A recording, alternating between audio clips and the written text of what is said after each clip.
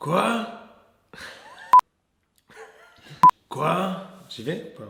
Quoi? Tu connais pas l'histoire de l'expulsion des Juifs d'Espagne?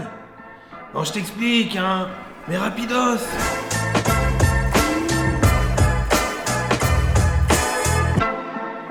En 1391, il va y avoir un grand pogrom dans toute l'Espagne. Pour te dire, c'est pas du petit pogrom. Rien qu'à Tolède, il y a déjà 4000 morts. Un gros pogrom, c'est quand on tue du juif. Ah! En fait, le pogrom, c'est quand c'est organisé avec l'État. Ah! Ah! Toute cette idée-là du pogrom, c'est pour pousser les juifs à la conversion. Il faut que tout le monde devienne catholique, puisque c'est ça la vérité. C'est ça qui est la vérité. Suite à ce pogrom, il y en a beaucoup qui se convertissent, donc ça marche le plan. D'ailleurs, tu connais le rabbin Shlomo Alevi? Non, pas celui-là.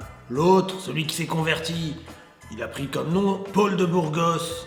Il va devenir archevêque, il va convertir toute sa famille. Sauf sa femme, elle veut pas le suivre. Polo, il va tellement loin dans son catholicisme qu'il va même participer à la rédaction des lois d'Aylon en 1412. Donc juste après, 20 ans après le pogrom.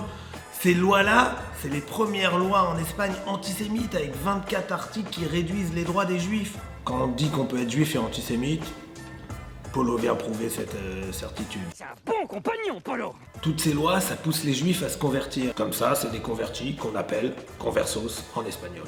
Et pour l'instant, ils vont pas les expulser. Il va y en avoir beaucoup des conversos. Mais petit à petit, ça suffit pas aux Espagnols parce que les conversos, c'est peut-être pas vraiment des bons convertis.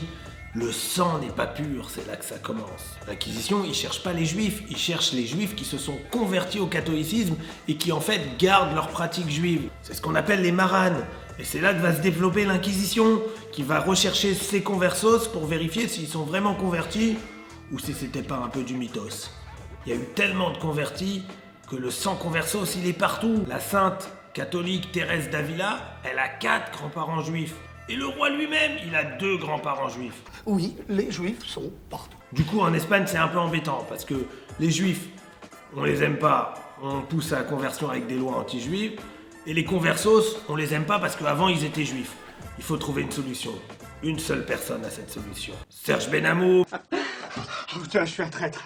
Mais non! Isabelle la catholique. Il suffit d'expulser tous les juifs.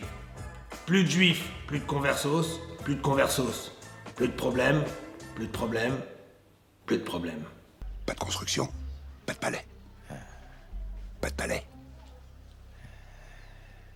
Pas de palais. Et c'est donc le 31 mars 1492 que Isabelle la catholique va signer le décret de l'Alhambra qui impose l'expulsion des Juifs d'Espagne, sans vendre leurs terres bien sûr, si on peut se faire un petit billet au passage et spolier les biens juifs. Ce décret va rentrer en application 3 mois plus tard, le jour de Tisha B'Av, 1492. En même temps, expulser les Juifs, c'est pas un truc original. Rien qu'en France, ils ont été expulsés en 533, 633, Ça peut arriver, mais l'erreur est humaine.